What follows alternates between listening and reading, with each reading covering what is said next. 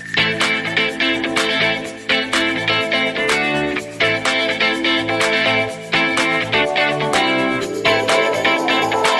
to Twin City Talk. Today we're talking to Joey Mechavich from the Piedmont Opera. Welcome. Hey, thank you for having me. Yeah, so tell us a bit about Piedmont Opera and what you guys do. Well, we put on opera. How about that? I'm new to this company. I live in Philadelphia, originally from Minneapolis. I started working for the company back in February. So what Piedmont Opera does is produce opera in the area. Because the Stevens Center is under construction or reconstruction or renovation. It's allowed the company to be adventurous and produce outside of Winston-Salem. So for this season, we're doing a really cool production of Leoncavallo's Pagliacci. I know it's a hard thing to say for a lot of people, but it's a really popular opera. If everyone thinks of the sad clown singing, that's the opera that it's from. Okay. And it's a murder. It's a real-life murder mystery thing that happened in real life in Italy. It's based on that story. And we're doing that at the Millennium Center, sort of a cool place, an immersive experience where the audience is going to be on three sides of the playing space, sort of forced into the drama and really get rid of that proscenium experience so the audience is a part When of is it. that That's happening? very cool. That's actually the beginning of November. Beginning of November 8th, 9th, and 11th. Is that the way it's normally done? Not or is at it all. something- Oh, that's Not at all. So when we don't have a smart. theater, we have to be creative and adventurous. And there's been a lot of companies around the country that have done this immersive experience, this experiential operatic theatrical evening where it comes with a lot more bells and whistles than just sitting in your seat and applauding. You're a part of everything. So that's kind of cool. Cool. We just started rehearsals for that. And then we are doing down in High Point, the High Point Theater, this very unknown opera called Carmen. So that'll be Thank super you, fun. Mr. Bizet. Exactly. And so we have a really great cast. But the cool part about that, instead of renting a set, which is what most opera companies do, we are co-building a set with our friends in Knoxville Opera, taking the money that we'd usually use to rent a set, building a set. They're actually opening and using this brand new set this weekend in Knoxville, in Knox Vegas, and then we bring it down and we'll use it in March for us, which is so it'll be the second time it's ever been used, and that's been fun to collaborate with our colleagues just up I-40, and that's in March. That'll be super cool down at the High Point Theater. And then in June, I'm very excited. A friend of mine, her name is the American soprano Karen Slack, is coming to do a program called African Queens, which celebrates the empowering women, and it's music by composers, African-American composers from the United States and the African diaspora. The journey of these women, a wonderful, uplifting event. It will be at First Baptist on 5th, a very important historical church here. We're co-partnering with the Triad Cultural Alliance and Delta Arts Center, and it's great as we have a grant. It's going to be free to the community. It's also kicking off NC Black Rep and also the Juneteenth celebration. That's cool. So that's going to. I'm really excited about that. is Really cool. excited about that. First Baptist is a great venue for It that. is. Exactly. Beautiful in Yeah. there. When I walked in and saw it for the first time, like, yeah, it has to be here. And the history has a very deep history. Yeah. That's really important. Yeah. How long have you been involved with opera? After grad school, in undergrad and grad school, I was working with voice majors, and I did a little bit of opera. But then I got a job in an opera company, and as a repetiteur, which is a pianist. Before the orchestra joins, while in rehearsal, there's a pianist that plays for all of the rehearsals, and I was that, and a chorus master, and an assistant conductor, and then just started to conduct more. Yeah, more and more. Yeah. And you said you just recently joined Piedmont Opera, right? Yes, in February. I still live in Philadelphia, so I do a lot of the work remotely, and I do have my own. I mean, I gig around as a conductor, so I'm on. If it's a good year, I'm on the road 9 to 10 months out of the year. Wow. I'm all over, so it's great to be a part of an organization. You know, I'm in mid-50s, and I'm ready to stop the traveling thing. You know, I want a tomato plant and a dog. Tomato plant. Yeah. So you spent a little time in Winston. What do you love about it here from the time you have spent here? You know, I've been with my career. I've been so lucky to go to many places, and it's always these smaller cities that are the best. like Madison, Wisconsin, also because they have a university, right? But it also because they have a middle class. You know, it's a functioning city where people are just engaged with their community. I haven't been here that many times, but you see it. I'm meeting people that are doing that. You see it on the streets. You see how people are involved. Everyone's going out to eat, right? There's something electric about it, and that's what excites me about this community. And it's not part of that megalopolis. You're just like there's 5 minutes before the I-40 madness starts with Greensboro, Raleigh, Charlotte. You know, you're isolated over here where everything is still 10 to 15 minutes away. Yeah. That's true. It's so awesome. Here's to it staying that way. Yes, exactly. And close to the mountains, which I'm in love with. Oh, my God. Get there so quick. They're so great. Now's the time, right? Yeah. So I have a question for you. For people who aren't super familiar with opera, and how would you tell them, or why would you say they need to experience opera so that they can understand what should make them go get a ticket and go have this experience for themselves? Well, you know, opera it can be argued as the highest art form. Why is that? Because it's the combination of music, the visual arts with the scenic design and costumes, and of course the literary material, the libretto, the drama, the stage play. So it is that combination that's very significant. The other thing is that it is a kinetic event when you're in the theater because the singer actors on stage are unamplified. So these human beings have the capacity through their body, their physiology, their resonating capacitors right below your cheekbone to project these enormous sounds over an orchestra in a hall. Over and over again. Yes, for hours, right? And it's really quite a stunning achievement to be a part of that and to witness that, to have that kinetic energy sort of envelop you. Not to mention the friends in the pit, the orchestra that's in the pit, all that energy coming out. It's not recorded music where you don't have the deadness. It's alive and breathing. And storytelling. Now everyone, oh my God, it's in a foreign language. How am I ever going to understand it? Well, if you've seen Bugs Bunny or watched General Hospital, opera is based on melodrama. Yeah. And if you just take 5 minutes to read the story, yes, the names might be a little funny and weird names, but the stories are all melodramatic, and it's the music that tells the story as well. Yeah. It's very, it's easy to follow. Not to mention we have super titles, so if you want to go word by word, you just have to look up, and we're doing the translation. So, funny story. I saw my first opera in Ghent in Belgium. And so those titles were all in, not in English. Yeah. In Flemish, probably. But I still understood the story because, like you said, it transcends language. It transcends language if it's a good opera. Well, yeah. There are some It bad was operas. it was La Traviata, so it was a good opera. That's a good opera. Yeah, and you go down, in our southern states, like in Texas at Houston Grand Opera, or you go to Santa Fe, the opera, the translations, you just press a button on the back of the seat and it's in Spanish. So everyone is doing that, and it's super accessible that way. But again, it's based on the melodramatic principles, and you can easily follow what's going on. Yeah. And it's about that energy. And it's also about community. We were talking about what's great about Winston-Salem. Opera houses in the 19th century were about going out and being with your neighbors, eating and drinking in the theater, playing cards. It wasn't just, again, sitting in your seat, but it was a community event where you saw your friends and family and neighbors and hung out and saw each other and had a glass of wine and just had a wonderful evening hearing beautiful music and witnessing a great story. So how do you convince modern audiences or potential modern audiences that opera doesn't have to be snooty?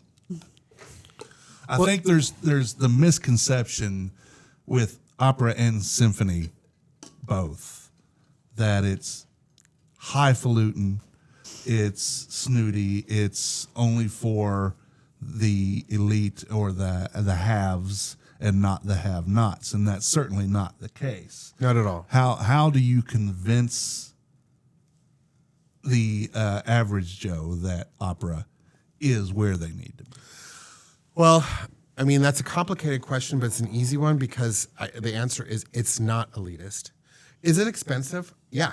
There's a lot of moving parts that go into producing opera. And a lot of my colleagues around the country are always apologizing for that. it costs money to do art. Yeah. You know, we are always trying to apologize to the fact that, we're cutting corners and we have to. No, there is that. We at Piedmont Opera make the tickets affordable. There are ways to come and see it. At the High Point Theater, it's only 900 seats. You're not at the big barns where you see, the Broadway plays across America where you're way back in 2 football fields away. I mean, opera is a very intimate experience, and luckily there are venues around here that guarantee that you have that connection to the stage. But for 21st century audiences, if you want to spend your money or you want to go out at night, you want to have a great experience.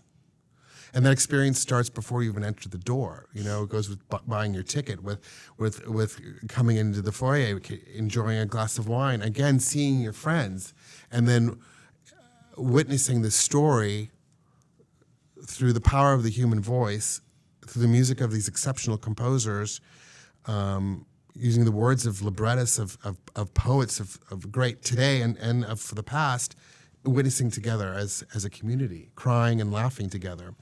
That is what I think it breaks the barriers, is that we are in need of being together and experience things together. And If that is opera is the a truth. great vehicle for that. That is true. I hope I answered the question, because Oh, you did. Really well. It's just You did, yeah. I love your enthusiasm for it. Not that I'm surprised by that, and it's your love, it's your life in a lot of ways. But I haven't heard anybody encapsulate it like that, and with your passion for it, and hearing you talk about it being this experience where it's more than just sitting in a seat and listening to somebody sing. Right. It's the story, and it's the gathering of your friends. It's communal in a way, and I love that. That's unique to opera, I think. I sort of have the best seat in the house when I'm in the pit conducting as a conductor, because I don't get to hear everything perfectly, because sonically I'm in a different space than what the audience gets to experience. They get the bang for the buck. But I can feel the audience on the back of my neck. And what excites me, is when I can feel the audience stop breathing because the drama is so intense. That means I'm doing my job, and my friends in the pit and on stage and behind the stage and all the crew are doing their job as well. That's what attracts me the most about this. I was doing there's this amazing opera by J.K. called Moby Dick, and I've been fortunate enough to do it 3 times. Melville, obviously based on the Melville, right? And just one of the conceits was, instead of starting with the very first phrase, "Call me Ishmael," the opera ends with that in a very super soft, and he's greenhorns being pulled up to the ship and on a rope, and the last thing he says is, "Call me Ishmael." And the audience is silent, taking on this journey, following Moby Dick, and it's the end of the opera, and this gorgeous moment of music. And from the back of the 2,400-seat auditorium in Calgary, you heard this man scream, "I knew it!" That was so joyous to me, that there was some human being in there who just could not contain it, was so engrossed and just exploded. That's great. Or you've seen people are afraid to clap. Yeah. Oh my God, clap. Right? Yeah. Clap. Yeah. Yeah. Yeah. I always feel that way a little bit in church when somebody has some incredible moment. They sing some beautiful thing, and it's just dead silent. Yeah. Sort of. You can clap for that. If somebody were gonna choose their first opera and they'd never been, what would you tell them to go see? Well, luckily, we have. This is airing after Pagliacci, but Carmen is the perfect opera. Mm-hmm. Everyone has heard all of the tunes. You've heard it on Bugs Bunny. You've heard it on Olive Garden commercials. You've heard it everywhere. It's a toe tapper. And it's a very visceral, fast-paced drama, So it appeals to our 21st century sensibilities in terms of it's not slow in the way that it moves. It has these tunes that everyone can feel comfortable and already know. It's already in their DNA. So Carmen definitely is it, most definitely. Families, you'd say bring your family. You can bring a family. There is some violence, though. It's just if you can watch Law and Order, you'll be fine. There you go. Yeah, you'll That's be a good fine. comparison. That's right. All right. Yeah, that'd be a good way to, if you haven't gone out to see an opera, go see Carmen. Yeah. Yeah, I like that. So you mentioned about Stevens Center, like the construction. So Yeah. do you plan to go back there after everything's done? Absolutely. Go back to home base. Yeah. But do you Once want to it's still finished. try to keep doing these Well, other locations? I am new to this company, but and it was funny. My cousin used to work for Piedmont Airlines before the U.S. Air merger, and the Piedmont is a large area when you look at it on the Wikipedia. There's a lot of land there, and so just we should be servicing a lot of communities. We have programs called this program called Opera Light, which is an hour-long program that we take out to Louisville, to Lexington, and expanding to other of these satellite smaller towns, and bringing the gospel of opera out there, and showing them again how to make opera accessible. It's very much, I don't want to say educational experience, because there's so many entertainment components to it, but it really does break down that barrier, and the singer actors that are involved in that are speaking as well, and communicating with the audience so that they see that they're real humans, breaking those stereotypes and explaining a little bit more about what this enormous art form is. When did Piedmont Opera start? Do you know? Next year is going to be our 50th 50th season. year. Wow. 50th season of bringing opera to the Triad. Is that an unusual thing for a city to sustain for that long? It's opera 50 is a lot. There are some that are approaching like 75. I know like Kentucky Opera in Louisville's approaching 75 in the next coming years. But 50 is a lot of years, and this town has had a vibrant history of the arts. A vibrant history of the arts, yeah. I wonder why it was started as Piedmont Opera then, if it was located here in Winston. A good question. I'll get back to you. Well, it made me think about that when you were talking about the Piedmont. Is there opera anywhere else in the Piedmont? Greensboro has an opera Greensboro company. does? Yeah. Greensboro has an opera company. There's Opera Carolina down in Charlotte. North Carolina Opera, where I just was a couple days ago doing this amazing opera, Massenet's Cendrillon, which is Cinderella. Hilarious, perfect Cinderella story. Another great first one. Was that in Raleigh? That was in Raleigh. Yeah. Got it. I think Memorial Hall, whatever. And then Wilmington has an opera company, and there are little basement opera companies as well that do innovative things around the state as well. North Carolina has it going on, as we well know, read about in the newspapers, and it's the hot place to be. And the arts are alive here in this state. They're alive. How can people find out about Piedmont Opera? We are at PiedmontOpera.org. We are alive. We're on Facebook, Piedmont Opera, Instagram, everything. Check us socials. out. All the socials. We're doing like everyone else. We're on podcasts like this.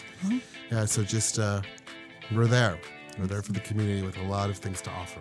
Thanks for being here. Thank you so Hey, thanks much. for having me. It's great. Thank you for joining us and sharing all about the opera. Thank you.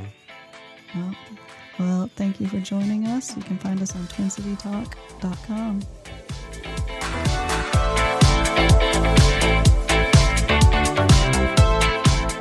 The views and opinions portrayed by guests on this podcast are not necessarily those of the distributors and hosting companies. And if you love this podcast, that's great, but don't think about stealing it. Reach out to us and talk about the content, because it is copyrighted.